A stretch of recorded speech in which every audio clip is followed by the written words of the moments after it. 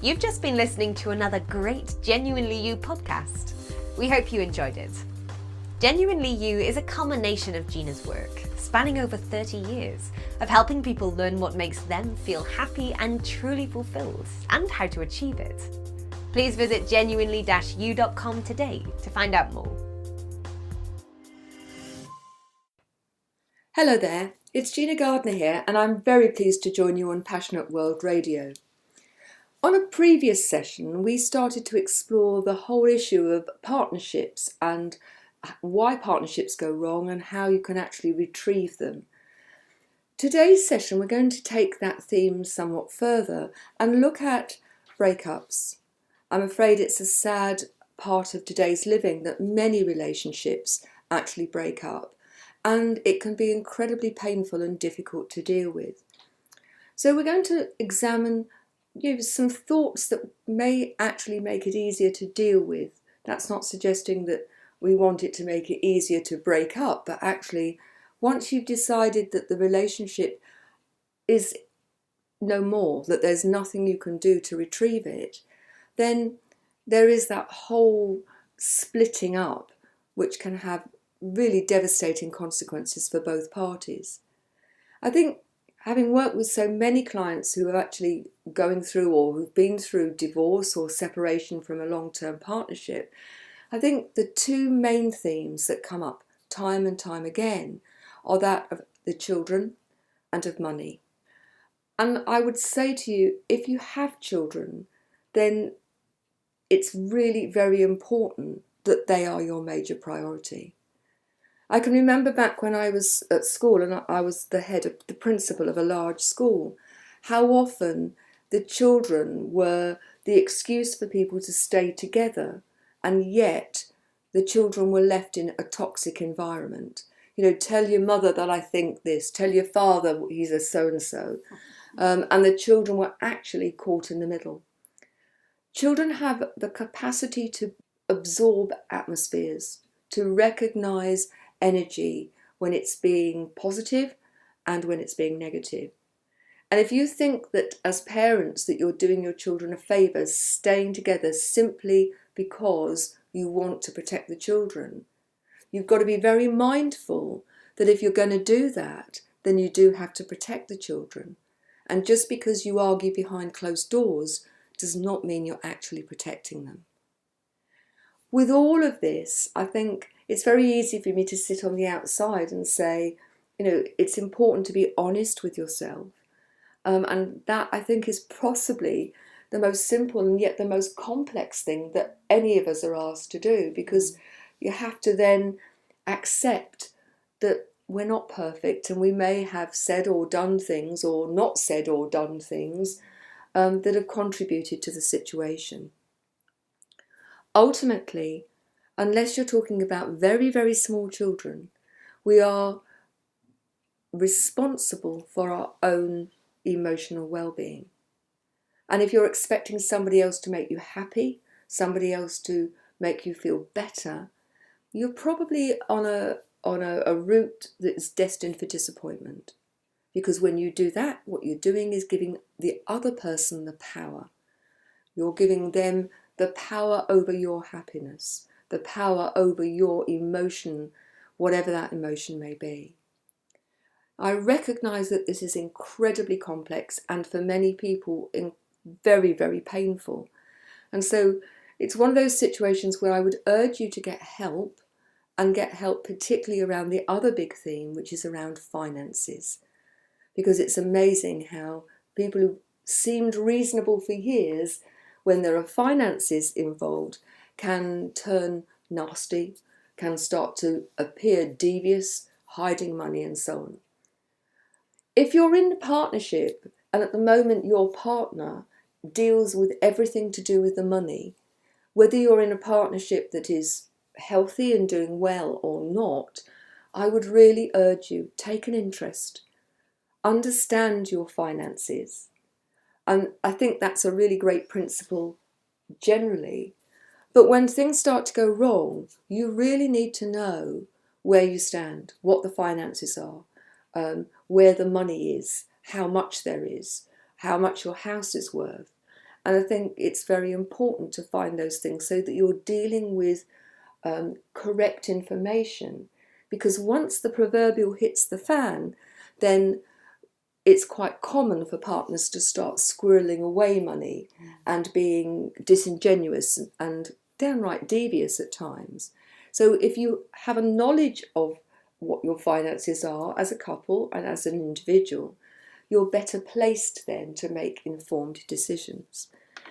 So if you've really decided that your relationship is untenable, today we're going to be exploring how to make that uncoupling a conscious thing, and to make it the least painful and the least destructive that one can do.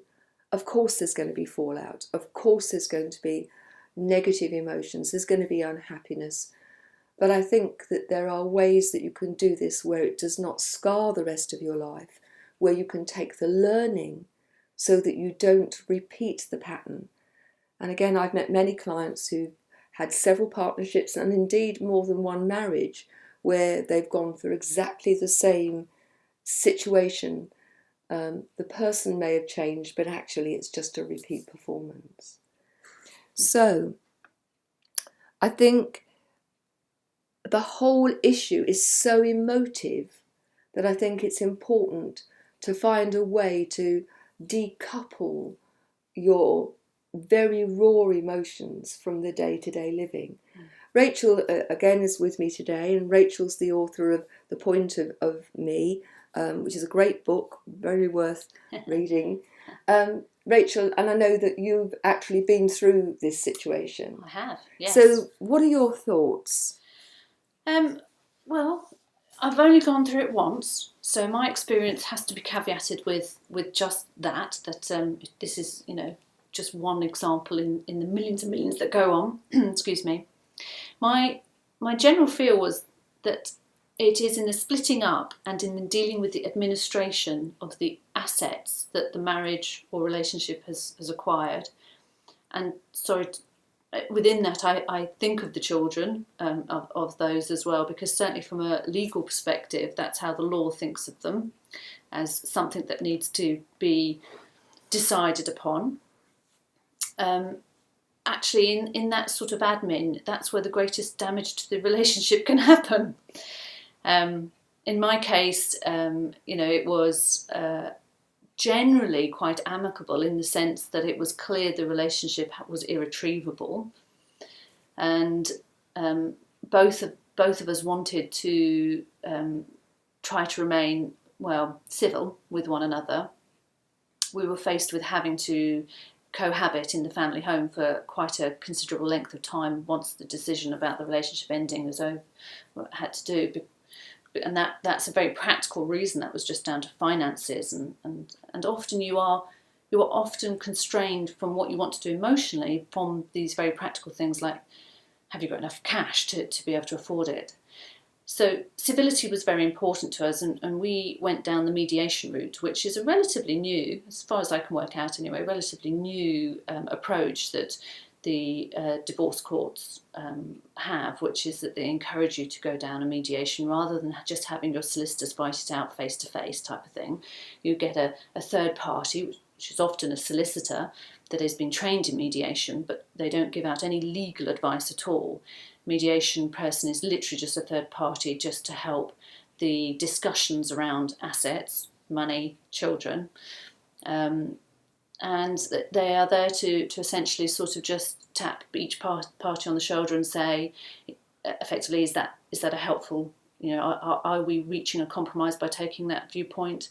And the most they can ever do for you is say the likelihood of that being agreed in court is, and give you a probability. So I felt it was quite a good process in that you are very much requested to turn up and be an adult, and to remain civil and to work towards a common ground. That's not to say, though, that you don't have ridiculously stupid discussions whilst in that process. But as an umbrella, it keeps you mindful of that. So I think it's important to say that we're in the UK. There may be a different system of course. in Yes. other countries if you're listening to that, particularly the States. However, I think the principle is true. What I would say is that sometimes I've come across people who've tried to use friends to be the mediators. Right. And I would suggest actually that's counterproductive, because however neutral the friend thinks they will be, Yeah. inevitably there is the danger that they are going to get pulled in to be see, even if they're not favouring one side, it may be construed that they are favouring one side. So I think that going to a neutral person who is trained in mediation, because it's a very specific skill. It is a very difficult skill to sit between two people who are at times definitely warring, and to remain, outside of it and able to point out the objective realities of what's got to happen. So I think while we're talking about, the way in which people communicate with one another, it's really useful to think about the difference between being right. Yes. And I think sometimes that being right is highly overrated. Yes. And being fair. And, that's going to, how that looks is going to be different in different situations. But when you're hurting, it's very common to want to be seen to be right and to want to come away feeling as if you're the victor. Yes, and I think when you're in that moment, it's very hard to remember that you've got the whole arc of your life ahead of you, and that you're sitting and you're arguing over what in the grand scheme of your life may be, I don't know, a couple of £100, maybe even a few thousand. And you're fighting for it as if it were, your life depended upon it. And sometimes, whilst that feels right in the moment, it feels right in the moment because of those hurt feelings, the fear that you have around all of the new change and so on. But if you're able to take a step back and see that you're either going to remain locked in argument with this other person for however many more months and whatever, or you could just check in with yourself and say, is this really going to matter to me in 5, 10, 15, 20 years' time? Am I really going to miss this, whatever you're arguing over? And try to identify that it's not the actual thing you're arguing over that's probably driving your desire to argue. It is the fear and the other issues around your grief, around the loss of the relationship or the change of circumstances or whatever. But that's not to say that you should just go into this process and give everything away, because that can be equally emotionally damaging for you. I mean, I think it has to be balanced and fair. I'm reminded of a client who had been in a marriage which had been loveless for a great deal of time. Right. In this particular occasion, although it's not always this way round, the husband very controlling, the wife actually was the major wage earner. Right. They had a beautiful house. And when it came to the point where she felt that she could no longer live in such a situation where her very movements in order to go and earn her living were constantly being monitored and controlled, that she decided that enough was enough. Her boys by that time were at university and one was at work. Yep. So she felt that, Not children then, adults in their own right. And she fought and fought, but he was the person who actually managed to get most of the assets. Right. And she decided, there was a point where she decided, this fight is damaging me.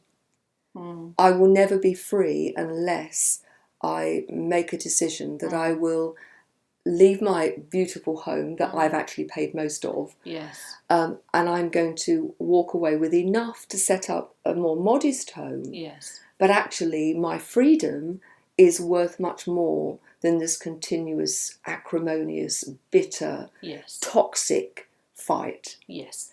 And interestingly, I saw her a couple of days ago, and we were talking about this. This is now, I think it's probably 4 or 5 years now since she made that decision. And she was reflecting back and saying, at the time I was worried, would that be right for me? Would I regret the fact that I'd walked away? Yes. And she said, it was hard. Yeah. But now I look back and what I realise is I've had 4 years of freedom. Yes. I could never get that 4 years back. No. And I've no doubt we'd still be arguing. Yeah. And I couldn't move on. I had to stay stuck while those decisions were being made. Yes. I couldn't get on. I felt it was damaging the boys. They couldn't get on while this was going on. Yeah. And her sense that she had moved on was made clear because she'd gone to see one of her sons, not knowing that her ex-husband would be there. Oh. And she actually managed, a conversation with him in the same house. Yes. And she said, I came away and for the first time, I didn't feel aggrieved. Those feelings were no longer there. Yes. I just looked at him and thought, how sad that he lives his life. He actually had an affair and was now living with the person that he'd had the affair with, not happy. But not happy. And as she said, he's never going to be happy. No. And he's going to try and make himself feel happy by making the people he's with feeling unhappy. Yeah. I don't want any of that. And that she was really pleased that she'd been able to walk away. It wasn't easy. No, and it's not easy to have worked so hard for certain assets, houses, cars, whatever. It's not easy, but they are just things. Yes. They can be earned again. Time and emotional happiness is so much more valuable. I had a very similar, but probably not to a similar scale, but a very similar moment in my process where I just thought I could argue and argue and argue over this because he's so entrenched and he wants this from me, and do I really care enough about it? It was hard. I had to suffer financially because of it, but I don't regret it for a moment because in the moment where I just said he can have it, I felt this great sense of freedom and relief that it was just done. Have it, if it means so much to you. For me, the word is freedom. Yeah. And I think that although I was going to talk about this later in this show, when we hold on to the bitterness and hurt, whether it's because of a breakup or any other reason, it's like giving yourself the poison and expecting the other person to die. Yes. And once you are able to let go of that and ideally forgive, then you are in a position where you give yourself the freedom. And I think it's important to say forgiveness is nothing about forgetting and it's not about condoning, but it is about stepping back and allowing yourself to be free of the chains that keep you held to the past. Because these are weapons that are used against you by people.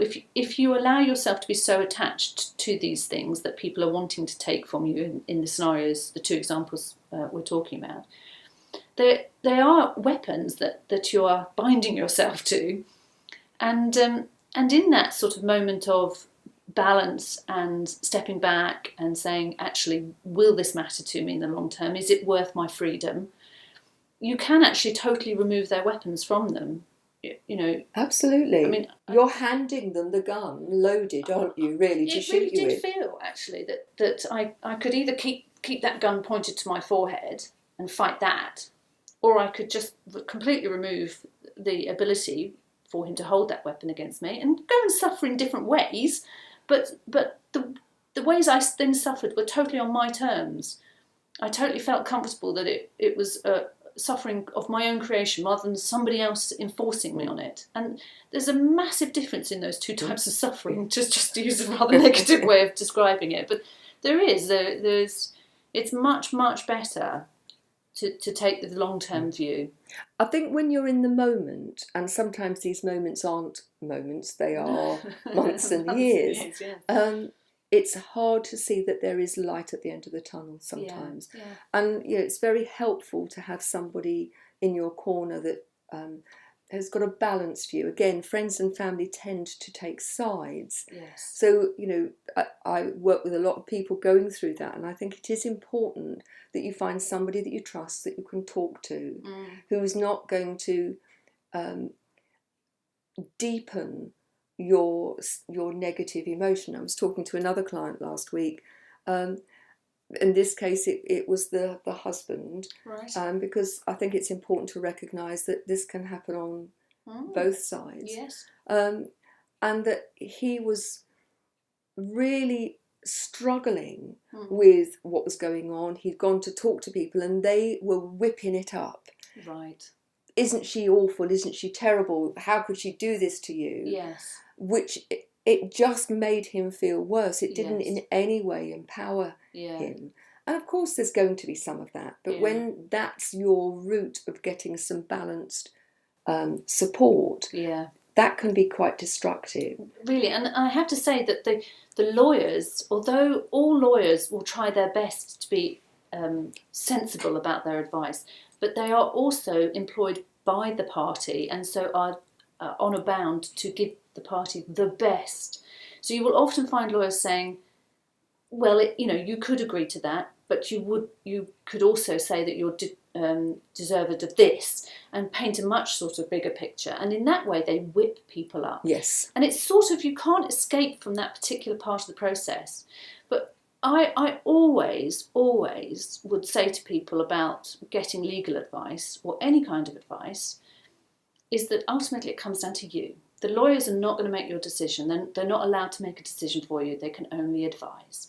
So ultimately, if it feels comfortable for you, no matter what all of these third parties and professionals say, if it feels good for you, do it. Yes. Because nobody makes the decision. No. Even in that whole legal process where you feel actually that you're just pawn and other people are advising you, and no, it comes down to you. The lawyer will have to eventually turn around and say to you, do you want to do it? And you have to make that. I think that's really, really important.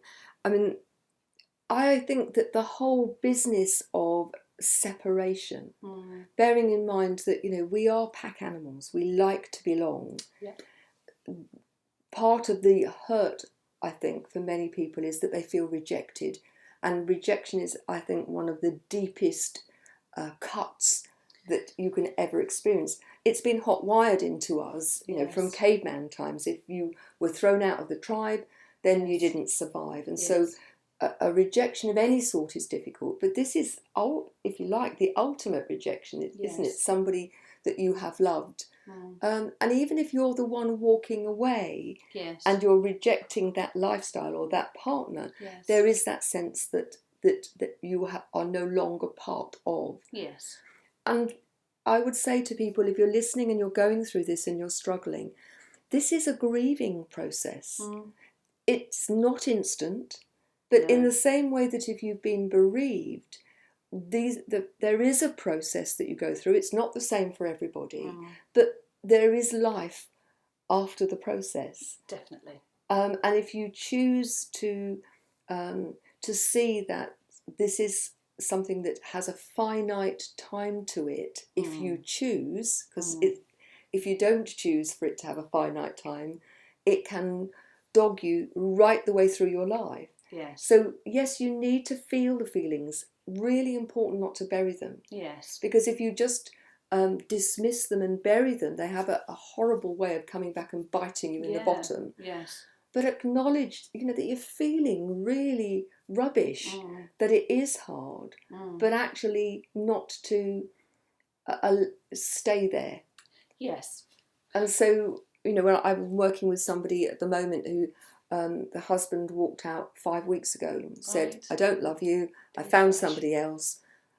For her, complete shock. Right. Knew nothing, felt everything was great. It had been her 50th birthday 2 weeks before. There'd been a great celebration. Right. Yeah. Timing was naff, although I don't think there's ever a good time. No. And this is 5 weeks on. And, one of the conversations we had last week was, it hurt so much. Yes. And to say to her, it's 5 weeks. Yes. If you'd broken your leg, and would your leg be healed in 5 weeks? Yeah. And the answer is no, of course not. So can you make it easier? Yeah. I think you can. Can you get away with nothing? Well, not unless you're an automaton. I think there's some sort of stat that I don't know how they come up with them, but the length of the total relationship, it's going to take you at least half of that relationship time to sort of be over it. I don't know if that's very helpful. Cause I think that's installing a belief. Exactly, because for some people who are more capable and coping and also it depends on the relationship itself and how deeply. Yes. Everybody's different, and I think that's something that's really important. There is no rule. Yeah. There is no pattern. You can't say, "Oh, yes, I'm in that bit." No. This is your journey. Because as you just said, we're not robots. No. We're not programmed to do certain cron jobs and then get on with it. We have to deal with the emotions. It's perfectly legitimate to feel angry, to feel frustrated, to feel desperately unhappy and hurt. Yes.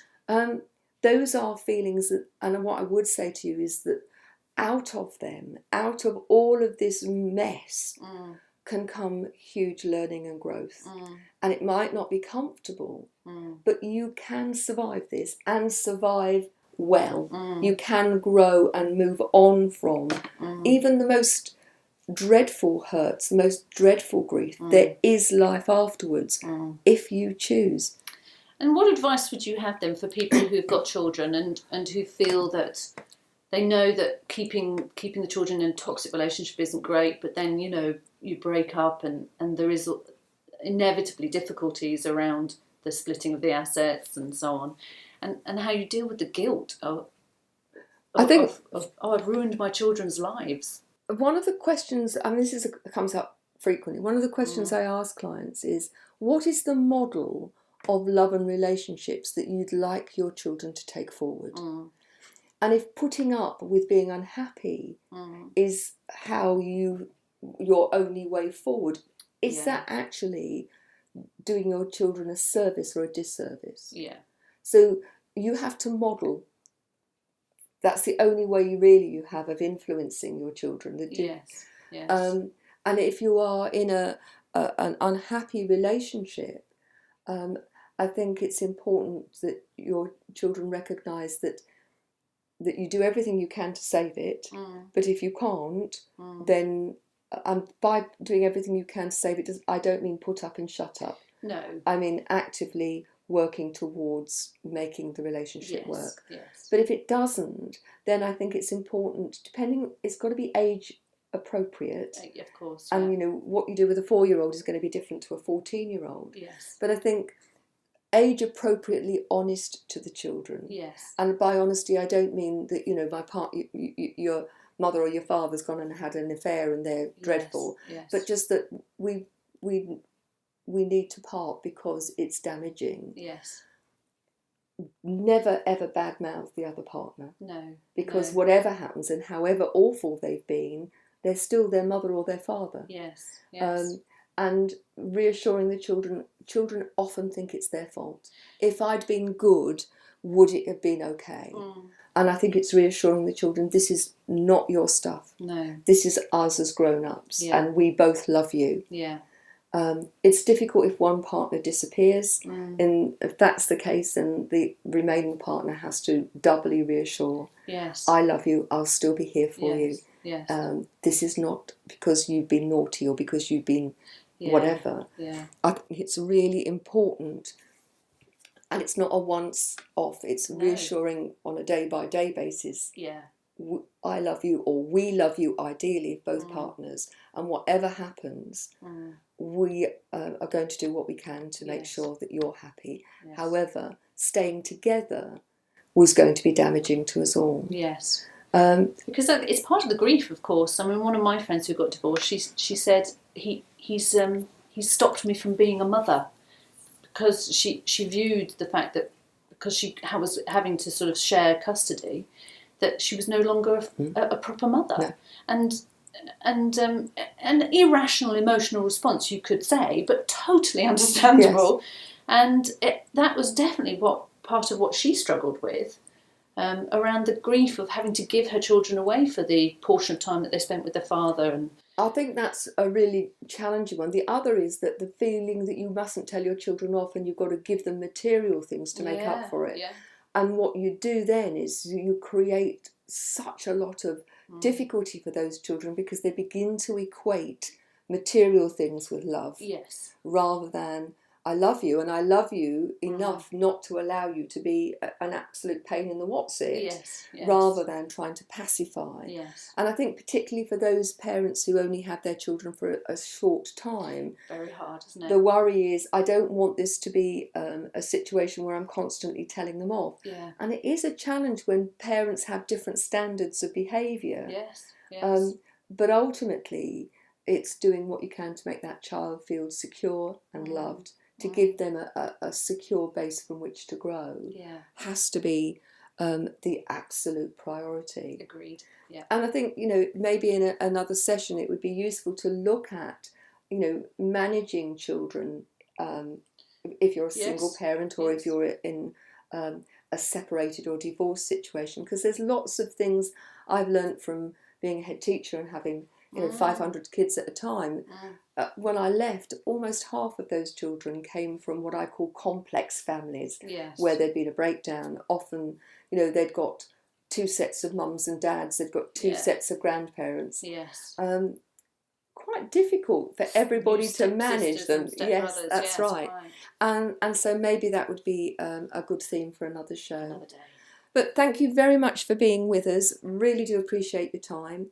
If you'd like a free digital copy of my book, Thriving Not Surviving, The 5 Secret Pathways to Happiness, Success and Fulfillment, you can find that on www.genuinely-you.com. Thanks again for joining us, and I'll speak to you soon. You've just been listening to another great Genuinely You podcast. We hope you enjoyed it. Genuinely You is a culmination of Gina's work, spanning over 30 years, of helping people learn what makes them feel happy and truly fulfilled, and how to achieve it. Please visit genuinely-you.com today to find out more.